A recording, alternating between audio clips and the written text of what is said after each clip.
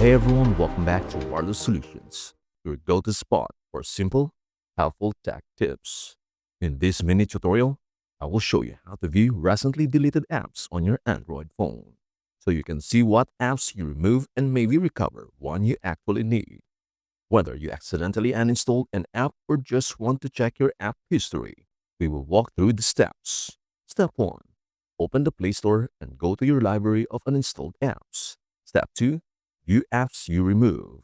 Step 3. Reinstall or restore the app if you want. Let's jump right in. Step 1. Open Google Play Store and go to Manage Apps. Open the Google Play Store app. Tap your profile icon in the top right corner.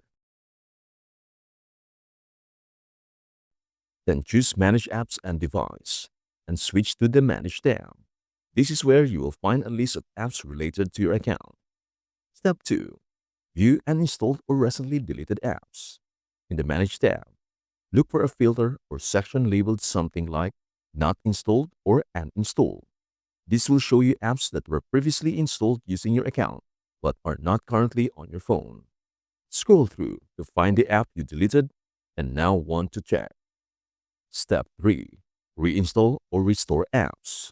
Once you locate the app you want, simply tap it and then tap Install to get it back on your phone.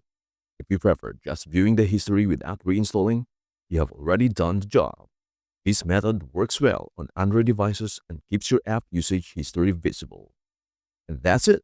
You now know how to view recently deleted apps on your Android phone. If this video helped you out, please go ahead and like, share, and subscribe to Wireless Solutions for more quick tech tips. And hey, this video by Wireless Solutions is made for and informational purposes only. All steps and settings shown are safe and publicly available features of Android and its apps. Results may vary depending on your device model and software version. Always proceed carefully and make changes at your own discretion. Thank you so much for watching, and we hope to see you in our next video. Bye for now.